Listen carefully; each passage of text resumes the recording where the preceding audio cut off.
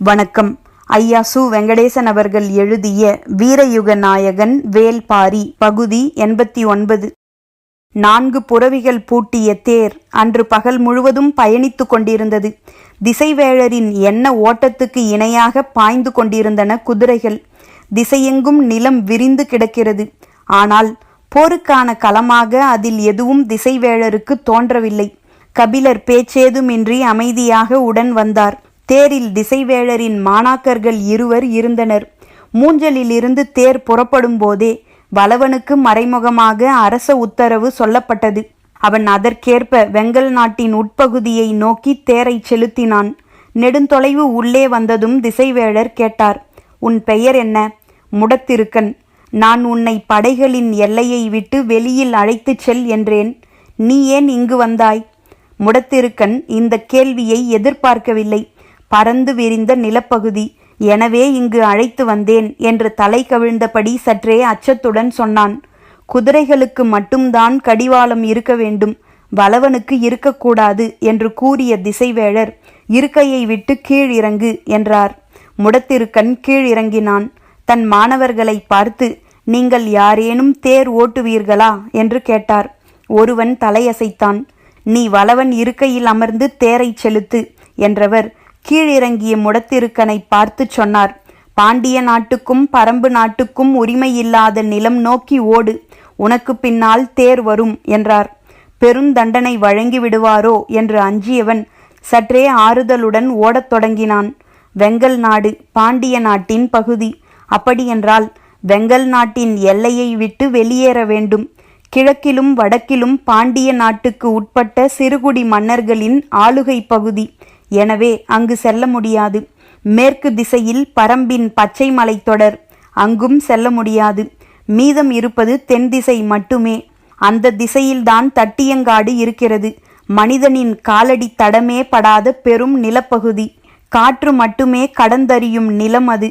மனிதனோ மன்னர்களோ உரிமை கொள்ளாத நிலம் அது. அதை நோக்கி ஓடத் தொடங்கினான் முடத்திருக்கன். தேர் அவன் பின்னே சென்றது. அந்த திசையில் செல்ல செல்ல எதிர்காற்று வீசியது. புற்று நிறைந்த பகுதி அது. எங்கும் கருமணலும் ஈக்கி மணலும் பரவி இருந்தன. சரளையோடிய நிலம் கண்கொண்டு பார்க்க முடியாதபடி இருந்தது.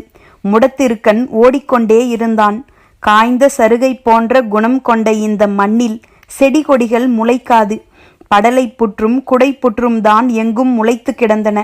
உள்ளே செல்ல செல்ல அச்சம் மேலேறி கொண்டிருந்தது. விரைந்து ஓடு என்ற திசைவேழரின் குரல் கேட்டது. மீண்டும் வேகத்தை கூட்டினான். எதிர்காற்று அவனை முன்னேற விடாமல் தள்ளியது. முயன்று ஓடினான். மூச்சிறைத்தது. குதிரைகள் அவன் மேல் பாய்வதைப் போல வந்து கொண்டே இருந்தன. வேகம் எடுத்து ஓடினான். கூரிய கற்கள் பாதங்களை கிழித்தன. குருதி ஒழுகியபடி ஓடிக்கொண்டே இருந்தான். திசைவேழரின் ஏவர் குரல் கேட்டுக்கொண்டே இருந்தது. முடிந்தளவுக்கு வேகமாக ஓடினான். கண்கள் கட்டின. மயக்கம் வருவது போல் இருந்தது. ஆனாலும் முயன்று ஓடினான். இன்னும் சிறிது நேரத்தில் விழுந்து விடுவான் என்பது தெரிந்தது. அவன் எத்திசையை நோக்கி விழுகிறானோ அத்திசையை நோக்கி தேரை திருப்பி ஒரு பொழுதுக்கு விரைந்து ஓட்டிச் செல் என்றார் திசைவேழர். சிறிது நேரத்தில் முடத்திருக்கன் மயங்கி விழுந்தான். மேற்கு திசை நோக்கி சாய்ந்து கிடந்தது அவனது தலை. தேரை மேற்கே திருப்பி முழு வேகத்தோடு ஓட்டினான் மாணவன். 4 குதிரைகள் பூட்டிய தேரை விரைந்து செலுத்த முயன்றான். ஆனால் குதிரைகளால் பாய்ந்து செல்ல முடியவில்லை. கனைப்பொலி எழுப்பியபடி தலையை மறுத்தாட்டி துடித்தன. மாணவனுக்கு தேரை ஓட்ட போதிய பயிற்சி இல்லை என தோன்றியது. ஒரு பொழுதை கடந்ததும் தேரை நிறுத்தினான். திசைவேழரும் கபிலரும் கீழிறங்கினர்.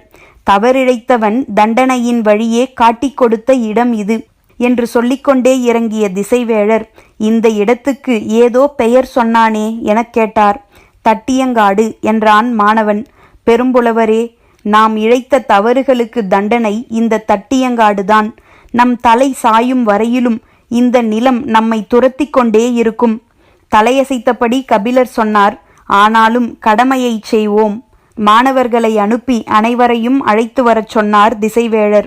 மாணவர்கள் மூஞ்சல் நகருக்கு வந்து செய்தியை தெரிவித்தனர். தட்டியங்காடு என்கிற இடத்தை இதுவரை யாரும் கேள்விப்படக்கூட இல்லை. மயூர் கிழாரை அழைத்து கேட்டனர். மனித வாடை அறியாத மண், கரையான்கள் ஆளும் நிலம், முழுமையாகச் சென்று பார்த்தவர் யாரும் இல்லர் என்றார்.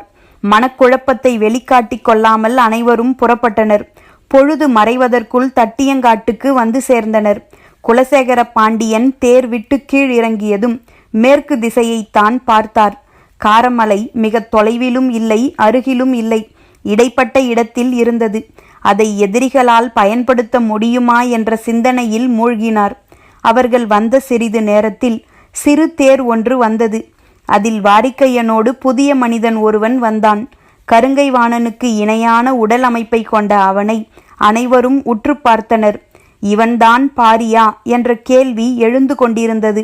தேர் விட்டு இறங்கிய வாரிக்கையன் உரத்த குரலில் சொன்னார், பரம்பின் தளபதி முடியன்.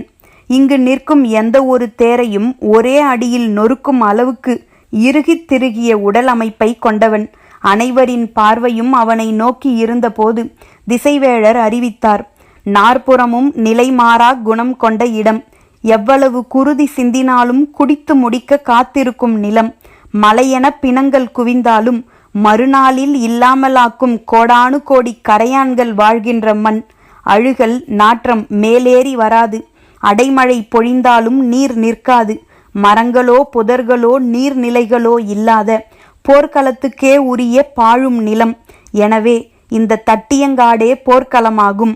அனைவரின் கண்களும் முன்னும் பின்னுமாக திரும்பி எல்லா திசைகளையும் பார்த்தன. திசைவேழர் அறிவிப்பை தொடர்ந்தார். இங்கிருந்து வடதிசையில் வேந்தர் படையும் தென் திசையில் பரம்பு படையும் அணிவகுக்க வேண்டும். வேந்தர்களுக்கு சற்றே நிம்மதியானது. படை கிழக்கு மேற்காக அணிவகுத்தால் பரம்பு படைக்கு பின்புற அரணாக காரமலை அமைந்துவிடும். எனவே படையணியின் திசை மாறியது ஆறுதலாக இருந்தது. வாரிக்கையன் உள்ளுக்குள் மகிழ்ந்தார். கிழக்கு மேற்குமாக படையணி இருந்தால் எதிர் திசையில் கண்ணுக்கு அப்பால் வேந்தர் படை நிற்கும். இப்போது வடக்கு தெற்காக படையணி நிற்கப் போகிறது. வடதிசையில் வேந்தர் படை எவ்வளவு நீளத்துக்கு நின்றாலும் மலைமேல் இருந்து துல்லியமாக பார்த்தறிய முடியும். திசைவேளரின் குரல் மேலும் ஒலித்தது. இந்த இடம் கோபுரப்பரண் அமைக்கப்பட்டு அதன் மேல் நாழிகை தட்டு வைக்கப்படும். ஒவ்வொரு நாளும் பகல் 5ஆம் நாழிகை தொடங்கும் போது போர் தொடங்க முரசறைவோம். பகலின் இறுதி 5ஆம் நாழிகை தொடங்கும் போது போர் முடிவதற்கான முரசறைவோம். முரசறைய இருபுறங்களிலும் 5 கோபுரங்கள் அமைக்கப்பட்டு அவற்றில் முரசறைபவரோடு என் மாணவர்களும் நிற்பர். அனைவரும் கேட்டுக்கொண்டு நின்றனர்.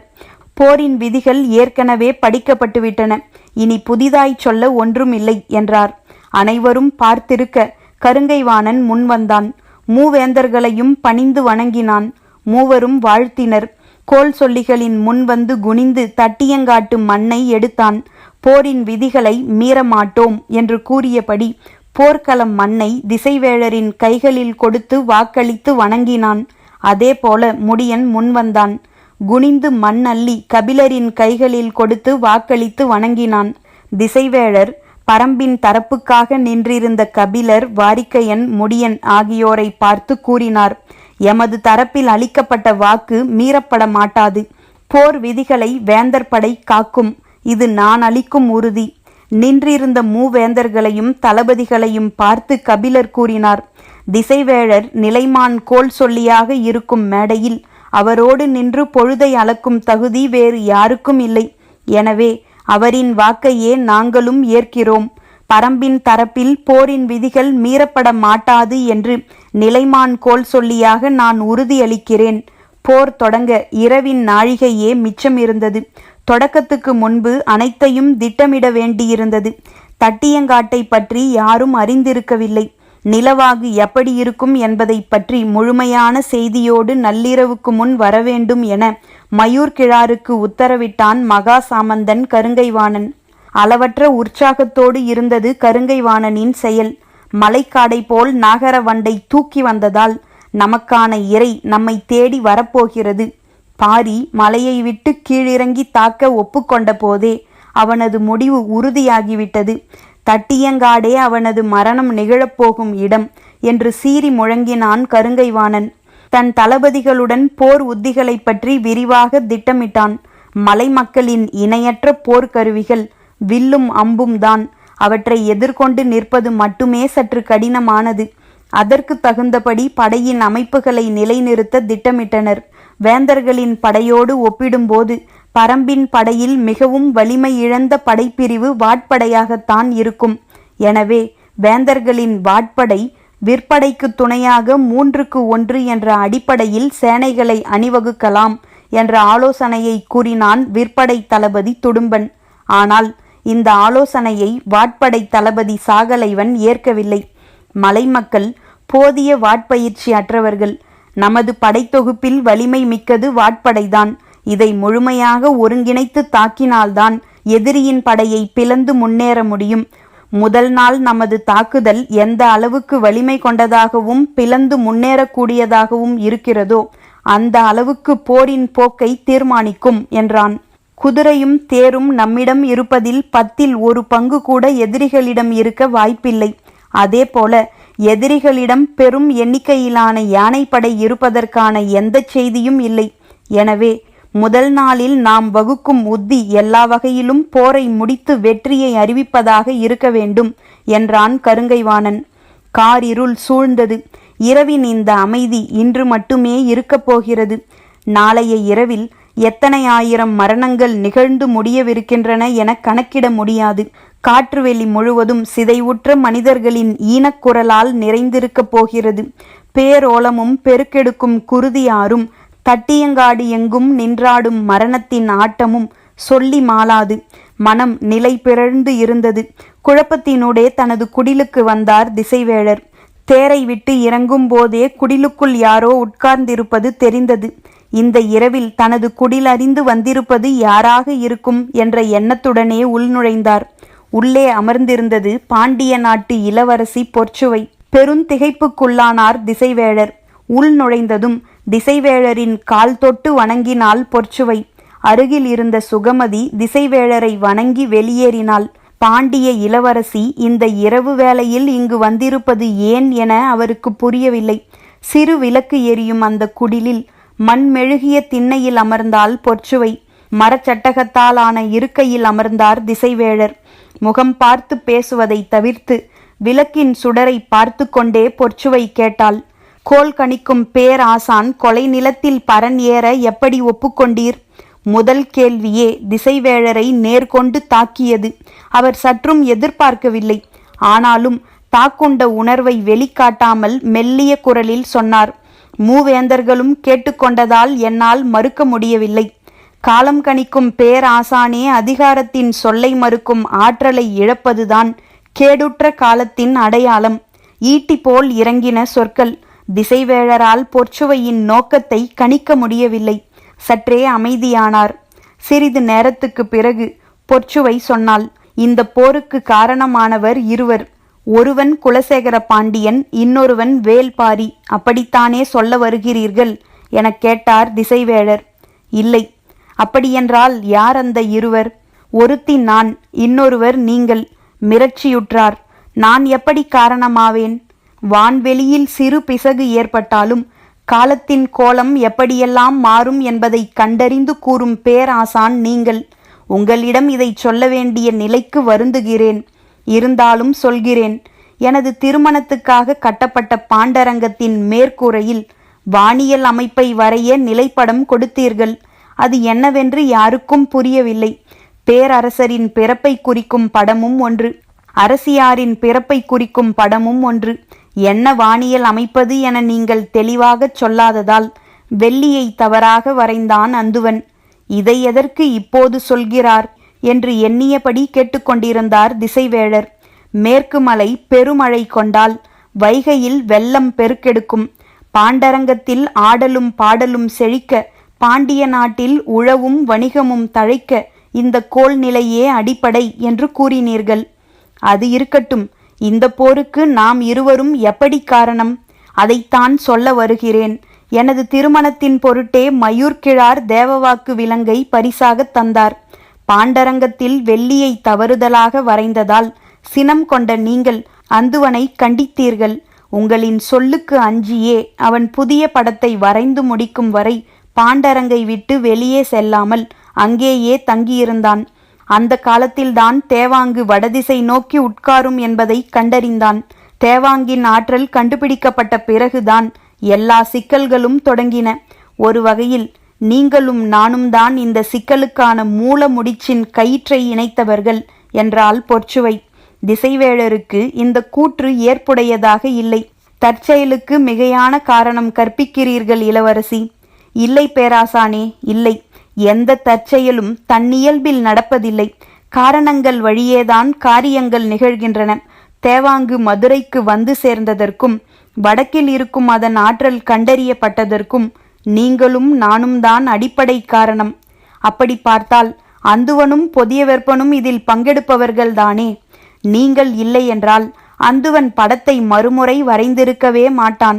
நான் இல்லை என்றால் இன்னொரு நாட்டு இளவரசியோடு பொதியவெற்பனுக்கு திருமணம் நடந்திருக்கும். ஆனால் வணிக குலத்தின் பெருந்தலைவனின் இல்ல திருமணமாக அது இருந்திருக்காது. அனைவரும் கவர்ச்சியான பொருள்களையே பரிசு பொருள்களாக தந்திருப்பர்.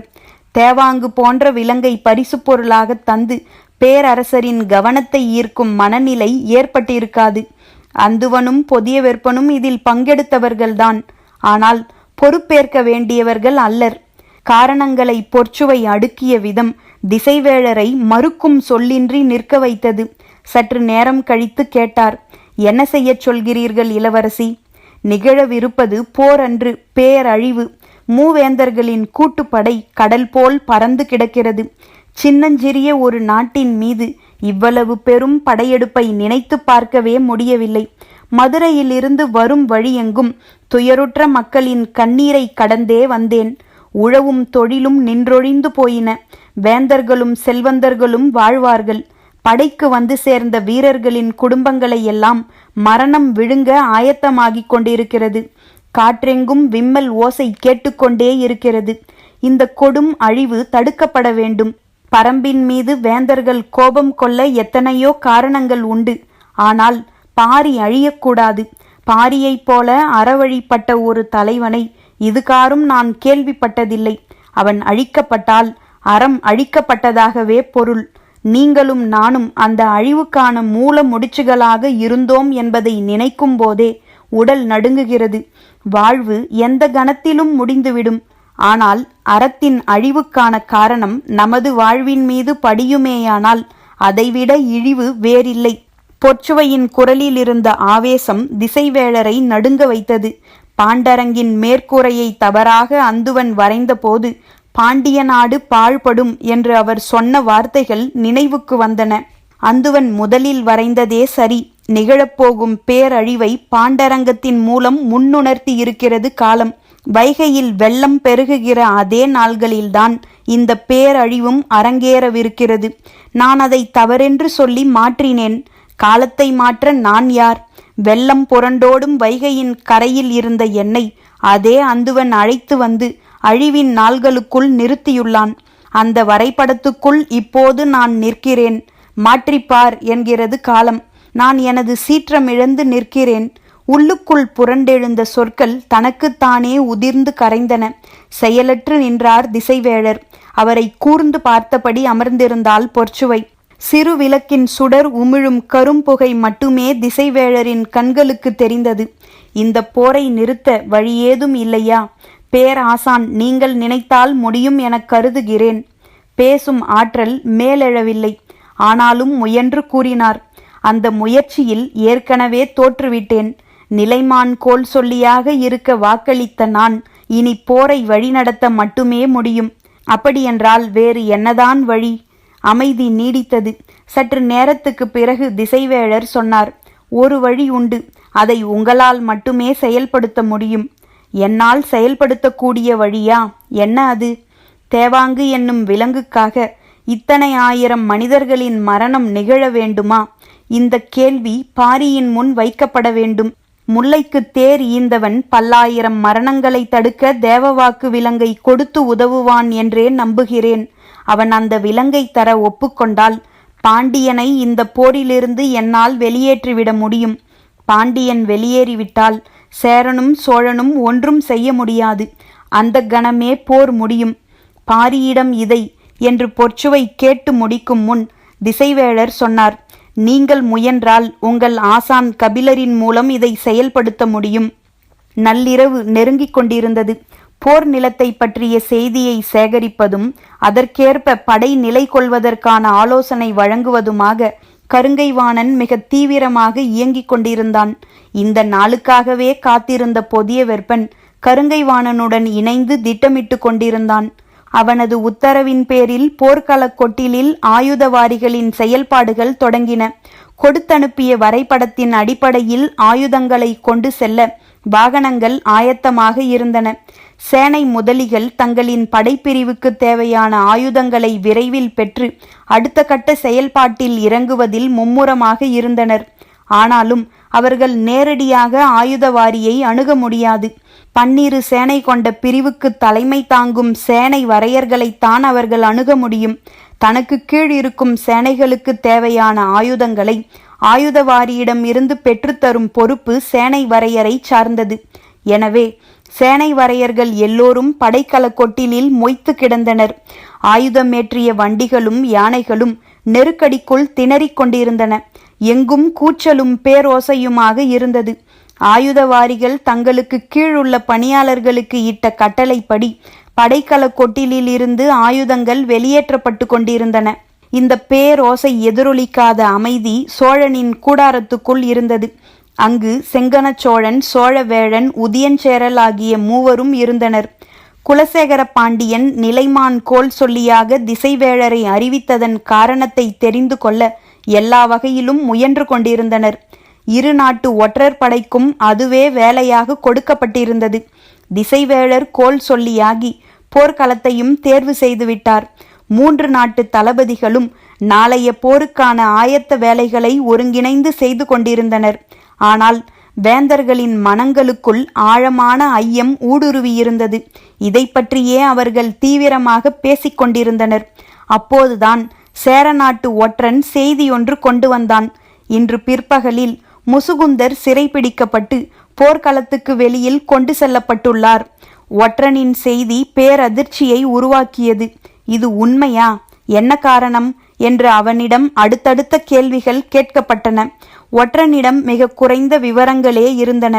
பாண்டிய பேரரசர் அருந்திய சுவைநீரில் நஞ்சு கலந்து சதி செய்ய முற்பட்டார் என்ற காரணத்துக்காக முசுகுந்தர் சிறைப்பிடிக்கப்பட்டுள்ளார். ஆனால் பொதியவெற்பன் உள்ளிட்ட யாருக்கும் செய்தி தெரியாது என்று கூறினான். கோல் சொல்லி யார் என முடிவெடுக்க நடந்த கூட்டத்தில்தான் இந்த முயற்சி நடந்ததாகவும் கூறினான். குலசேகர பாண்டியனின் செயல் மாற்றத்துக்கு இதுதான் காரணம் என அறிந்தபோது கேட்டுக்கொண்டிருந்த மூவரும் அதிர்ச்சியடைந்தனர். அப்போதுதான் உதியஞ்சேரலுக்கு தனது கருங்குரங்கு குட்டி கத்தி துள்ளியது நினைவுக்கு வந்தது. அன்றும் சுவைநீர் பருகும் நேரத்தில்தான் குரங்கு குட்டி அவ்வாறு செய்தது. அப்படியென்றால் முசுகுந்தர் தொடர்ந்து ஏதோ ஒரு சதியில் ஈடுபட்டவாறே இருந்துள்ளார் என எண்ணினான். கபிலரோடு அவருக்கு இருந்த நெருக்கம் பற்றிய செய்தியும் பேச்சினூடே மேலெழுந்தது. இன்று மாலை போர்க்களத்தில் கோல் சொல்லிகளின் அழைப்பை ஏற்று அனைவரும் வந்திருந்த போது முசுகுந்தர் மட்டும் இல்லாதது நினைவுக்கு வந்தது. குலசேகர பாண்டியனின் முகம் இன்று மாலை மிகவும் தெளிவு கொண்டிருந்ததற்கு காரணம் இதுதானோ என கேட்டார் சோழவேழன். மனதுக்குள் இருந்த ஐயம் நீங்கிய கணம் போர்க்கொட்டிலிருந்து மேலெழுந்த ஓசை கூடாரம் முழுமையும் கேட்டது. நாளைய போருக்கான ஆயுதங்களை கொடுத்தனுப்பும் வேலையை ஆயுதவாரிகள் செய்து முடித்துவிட்டனர் என்ற செய்தியை சொல்ல வீரன் ஒருவன் உள்ளே வந்தான். இரவு முடிந்து விடியலின் கீற்று மேலெழுந்து கொண்டிருந்தது. கதிரவனின் புத்தொளி எங்கும் படர்ந்த போது பகலின் முதல் நாழிகை தொடங்கியது. திசைவேழர் தனது கூடாரத்தை விட்டு வெளியில் வந்து தேர் ஏறினார். மாணவர்கள் எல்லோரும் முன்னரே புறப்பட்டு போயிருந்தனர். வளவன் குதிரைகளின் கடிவாளத்தை சுண்டி தேரை இயக்கினான். வழக்கமாக காலையில் கூடாரத்தை விட்டு வெளியில் வந்ததும் கதிரவனை பார்க்கும் திசைவேழர் இன்று சரிந்து நீண்டு கிடக்கும் தேரின் நிழலையே பார்த்தார். தட்டியங்காட்டு போர் தொடங்க இன்னும் 3 நாழிகையே இருக்கிறது. பரம்பின் குரல் ஒலிக்கும்.